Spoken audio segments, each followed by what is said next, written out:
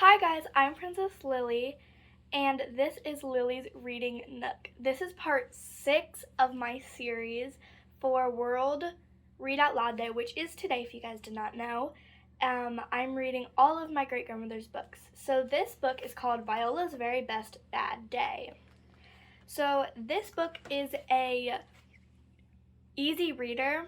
So it's a chapter book, but it is made for younger kids who are just starting into chapter books. So I'm only going to be reading one chapter though, just because since it is still a chapter book, I don't want to take up a whole bunch of time reading all of it. If you guys do want to finish this, I will at the end tell you guys where you can get this book and all the rest of them. So let's just go ahead and jump right into it. Viola's Very Best Bad Day by Nita Marie Clark, illustrated by Kathy N. Darty.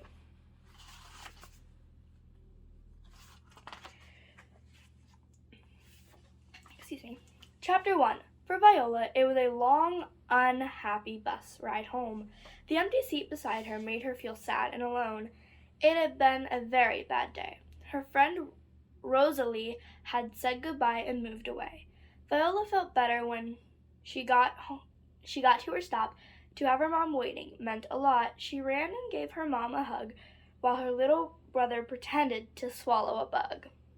Viola told her mother about her day at school.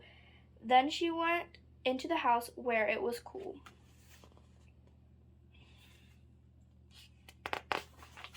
Viola curled up and fell asleep in her daddy's favorite chair. No one even knew she was there.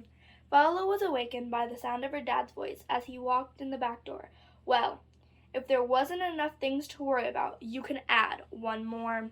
The tractor just quit and it would not restart. Even after a dozen tries, we may not be able to go see the folks in Fireflies.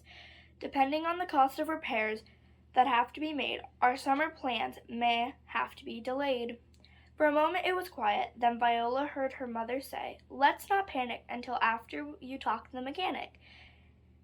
It is a problem with the sales of crops so low. Mr. Budget is already pretty cranky. Maybe we can still get the money to go."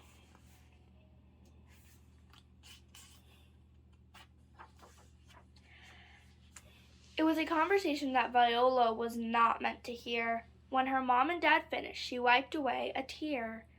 As Viola walked to the kitchen, she heard her mother say, on which her dad agreed, "No sense in upsetting the children until we are sure we have the need."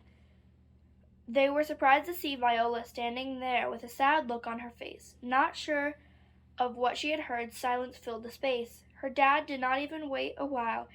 He knew he had to make his little girl smile.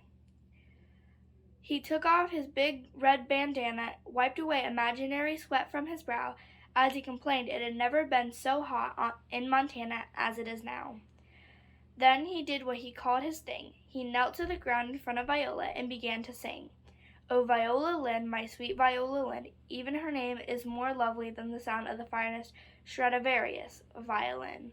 Her dad began to dance and swing his red bandana around. He looked so funny, Viola forgot to frown. Until she happened to see what her mother was getting ready. Yuck! Oh no, not that. Spaghetti!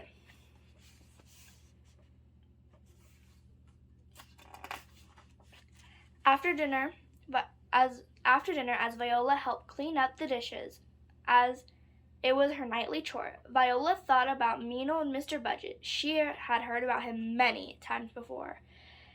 He was the one that had said no when her dad wanted to buy a new saddle, and again when they wanted to go on vacation to Seattle. Her parents were grown-ups, not little kids. They shouldn't have to get permission, but yet they always did. There was something else she did not understand. Why she had never seen this mean old man. She could ask her grandparents when she called tonight. It was a Wednesday, and she would be allowed to Skype.